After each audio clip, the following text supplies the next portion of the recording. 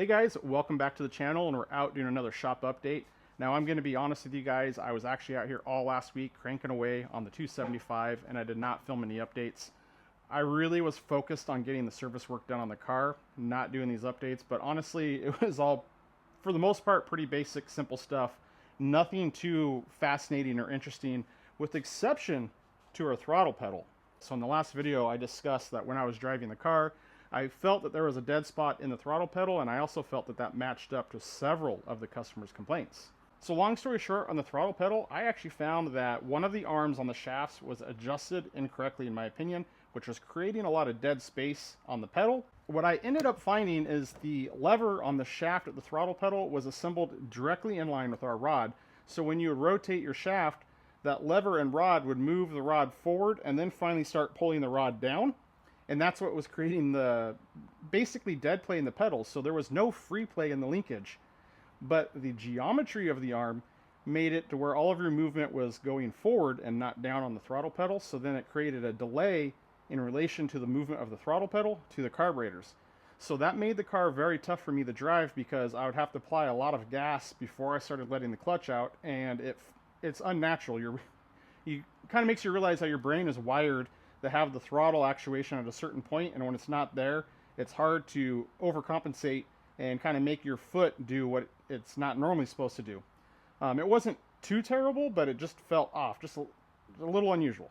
Long story short, I went back through and I corrected the geometry on the linkage down on the throttle pedal shaft, but then the consequence of that was our rod, and this is the rod right here that runs from the throttle pedal shaft up to the top of the engine bay on the driver's side. This rod was too short by about an inch.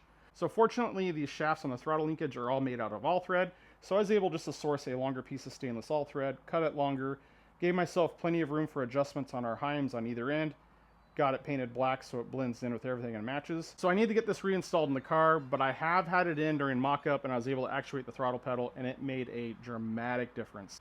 So for today's agenda, I need to get the spark plugs back in it, get my throttle linkage back in it, fire the car up, get it warm, top off our oil level, make sure our coolant level is good, and again, like I mentioned, do our spot checks in the carburetors. So if all that checks out, we're going to get the air cleaner back on and get the car fully reassembled. You can see that the wheels are still off of it, and speaking of the wheels and tires, these were honestly the only thing the car needed. I gave the car a good look over, and other than correcting the throttle pedal, the tires were the only thing that this car really needed. The tires that were on this car were from 2001, so they were 24 years old. Although they were in excellent shape, I mean, they were virtually brand new on tread. The rubber was still fairly soft. There was no dry rotting, no cracking.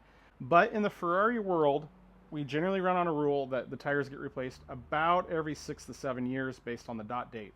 Now that's because the rubber starts to degrade over time, so the solvents from the rubber evaporate, the rubber starts to get a little bit harder, and really the tires just age even if you're not driving the car. So I will say that within the Ferrari world, when you're servicing these cars, it is more common to be replacing tires based on dot dates versus them being worn out. Now 24 years is an incredibly long time for tires, and you know, I did drive the car 20 miles with it. There was no vibrations, no flat spots, no problems. But after talking to the client, we kind of decided that we should seize the opportunity and do it now, since these are true knockoff wheels. It is a bit cumbersome to get the wheels on and off, and it's not just like a quick pop them off real quick kind of event. So since they were already off, we wanted to seize the opportunity and get the tires installed. So fortunately, I was able to get them ordered last week, got them here, got them mounted and balanced without really slowing down any progress on the car. So that's enough talking for today. I'm gonna have to set you guys down, get this car buttoned back up, and I think the weather is good enough today where we will get it out on the road for one final road test, and yeah, see how much better it is with this throttle. Well, we hit our objective for the week, and that is finishing up the service work on this 275. So I finished putting in my throttle linkage, got our spark plugs in it, got the car fired up and running, was able to make my spot check on my ignition timing, and it was dialed dead nuts on. Did my spot check on my carburetor synchronization. Again, they're dialed dead nuts on. You can see we got the wheels on the car, and we were able to get the car out on the road and made a short little road test in the car. And honestly, everything went flawless. It went great. The only thing is I brought it back I did put it back on the lift. I did give the car a once over, checked everything one more time before I return it to the client. But I also just made a small adjustment to the clutch linkage. It was a little too loose and there was some free play, so I was able to tighten that up a little bit. As for the throttle, I'm going to say that my changes that we made on the throttle linkage and the geometry of the throttle pedal made a dramatic difference. So it completely changed how it was to drive the car, and I'm pretty excited to see what the client's going to say about it and what his opinion is going to be. He has owned this car for 25 years, so he's owned it for quite a while, and you know, he's definitely very familiar with the car, very aware of it. So it's going to be interesting to see what he thinks, and hopefully he's happy with it. That's the ultimate goal. So although this car is leaving, don't worry guys, I do have a long form video that I filmed on it covering all of the service that we did, specifically the throttle linkage. So this car will be back onto the channel, but it's going to be covering the same work that we kind of just touched on in this video. Well, happy Thursday morning guys. I was out here working all day yesterday. However, I didn't record anything. So really the name of the day for yesterday was honestly getting this 275 straightened away and back into the client's hands. So the client came over yesterday. I left the car cold for him so he could do a cold start on it to see if he was satisfied with the performance of the engine and how well it started up. He seemed pretty pleased with it. He did say that it was an immediate and dramatic difference from what it used to be, so that's excellent. I did have him take the car for a spin while he was here just to see what he thought of those changes we made to the throttle pedal, and I think he was extremely pleased with the results. He seemed very happy with the way the car drove and just how much better it is now. So that's excellent, and he ended up taking the car home. So it's out of the shop. It was in and out, which is great news. And well, since the 275 is out of the shop, that opened up a little bit of space, and you can already see yesterday I had another client drop off this beautiful F430, and you can see this car is on some nice BBS wheels. It is lowered a little bit, which is not going to make it too enjoyable to get it up on the lift, but it is a very clean car. Fantastic color combo, but I gotta say I'm a little bit biased because my E39 M5 is nearly the same color combo. But this car does happen to be converted, so it is a manual or a 6-speed, since they're all 6 speeds anyways, but it's a stick shift. So this car is converted, and I do believe that it has a EAG kit that's installed into it. I did drive this car with the client yesterday, and it's tough going from second to third and fourth to fifth on a few occasions. It doesn't want to go into third gear and fifth gear. So while I have it in, he asked if I could take a peek at the conversion, the shift linkage, and see if we can make any adjustments. Now, I will say that I did take a peek under the pedal because I was not really excited with the clutch actuation, and I was just looking under the dash, taking a peek at it, and I noticed that, well, the first thing I noticed was the bolt holding the clevis for the clutch master cylinder to the clutch pedal. The nut was loose, and I went to go grab it, and the nut just absolutely fell off, and I was able to pull the bolt out, so they weren't tightened at all, and it was a normal lock nut. So I'm like, oh, that's not that great. That could have been pretty bad driving the car on the road.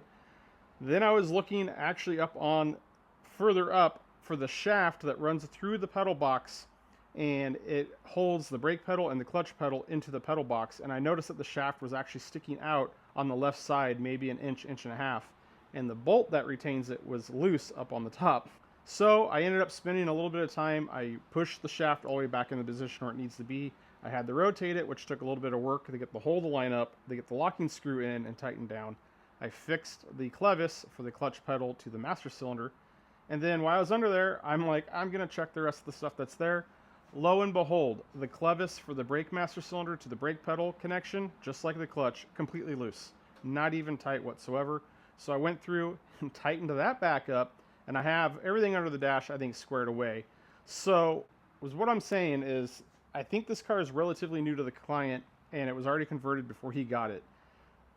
He has a couple things that he doesn't like we mentioned, the shifting on it. So once I have it up in the air for the oil change, I'm going to comb over the car and make sure that this conversion is installed properly, that there's no other loose hardware on the car, and see if I can make any fine-tuning adjustments while I'm under there.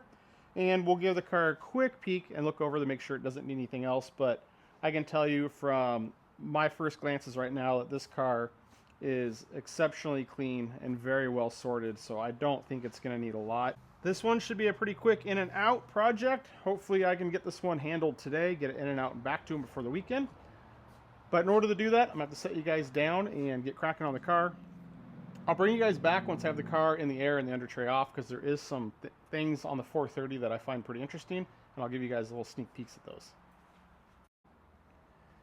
Well, that went exactly as anticipated. It was just a pain in the ass to get the car on the lift.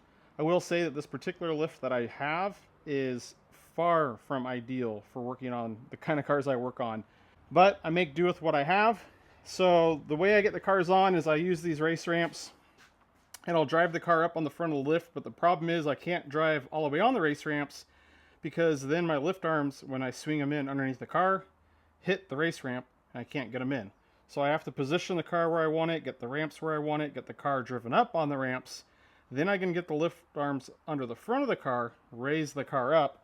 That allows me to slide the ramps further under the front tires and get enough height where usually I then can get the rear arms in, but this car is so low, I actually had to raise it up, put 2x4s on top of the race ramps to get the rear arms in.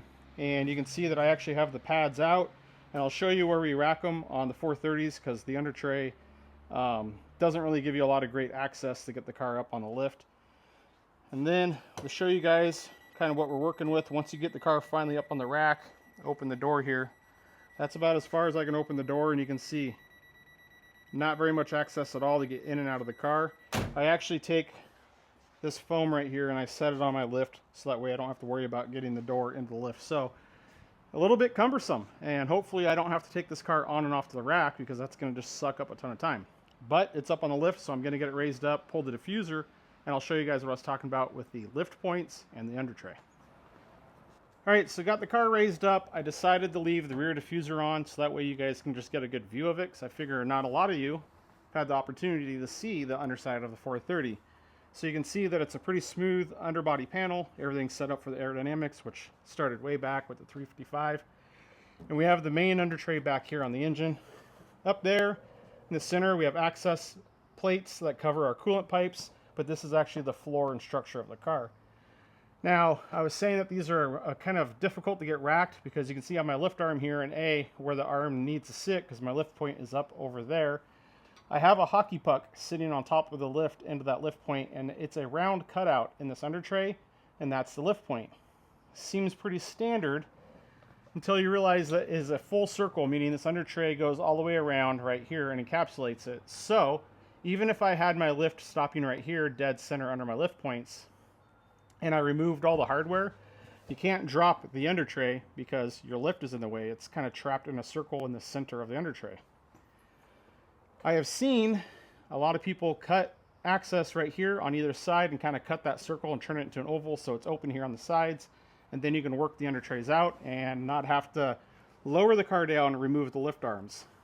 Now, I'm not against that. It makes it a lot easier to service the car, but my philosophy on that is, for a case in point on this car right here, it's made it this long. It's made it nearly 20 years. No one has ever cut them. I'm not going to go cut them. And honestly, with my rack setup, even if they were cut, it's not going to make it easier for me to get that under tray off. So it's really preference. I think it depends on a lot of the shops that worked on the cars when they were newer, if they would go through and cut them and make it easier for them or not, or if they leave them intact. Me personally, I like to leave them intact. So I'm going to work to get the rear diffuser off. I'll get the under tray off. Then I'll show you one more cool little thing on this 430 that I think is a little bit unique to the cars. I got the under tray off, and I'm just showing you guys a better view. This is where the lift points are, and you can see where this under tray is a full circle and encapsulates it and traps it to where you have to take the lift arms out from underneath the car in order to remove this whole under tray.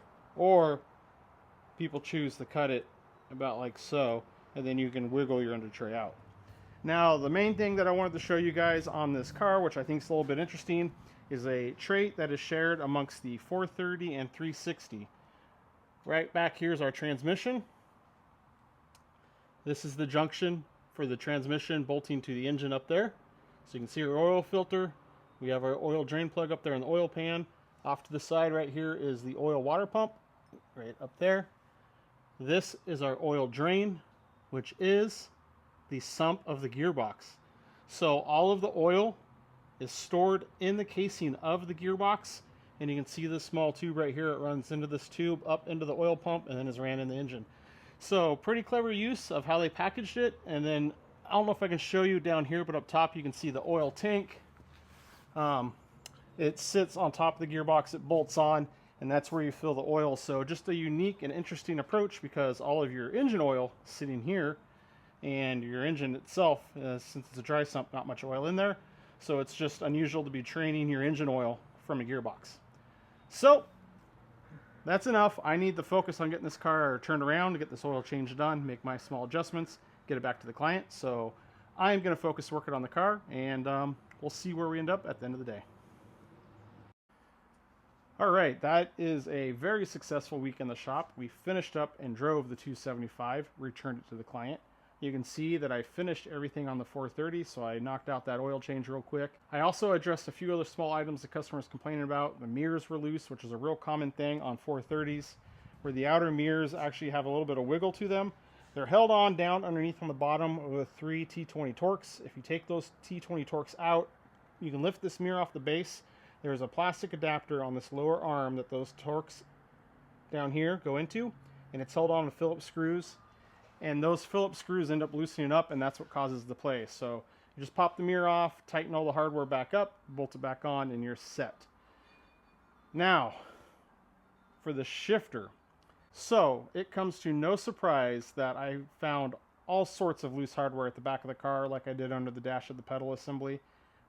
Virtually everything was completely loose. The only thing that wasn't loose was the shifter housing to the transmission, but all the levers, brackets, and clevises and heim joints completely loose, hand tight. So I went through, obviously, first step is to get everything tightened down and torqued, recheck shifter operation. It made a big improvement, but it did not fix our problem of having trouble going from second into third and fourth into fifth. It's really those going up and to the right movements was the problem with this car. So since I was here by myself and I couldn't operate the shifter and watch it, I just set a GoPro back there, and I can do a preview on my phone with the GoPro so I can watch what I'm doing live. Pretty handy when it's a one-man show. And just kind of ran through the shifter, saw what was going on, was able to identify what cable I wanted to make my adjustments on. I ended up shortening that heim joint on that cable a couple turns, and that did not fix my problem. So then I went the other way a couple more turns, and it got better, but it was almost created a different problem with getting the car back into second gear. So then I started slowly dialing it back to find the happy medium, and it's really a compromise of being able to get this car in second gear cleanly and then having the clean entries into third gear and fifth gear. But I was able to get it done in pretty short order, so that way I was able to stay within the time frame that I had to work on the car, and we can get it back to the customer's hands. However, it's Thursday. I'm about to head into my work weekend for my other job, and I need to get things wrapped up out here because I need to head to my daughter's orchestra concert tonight. So that's going to be all for this week out in the shop, but we'll be back at it out here next week. You guys know the drill. Be sure to like, share, and subscribe. Drop a comment below. I really appreciate you guys' support. Thank you very much for watching, and we'll see you on the next one.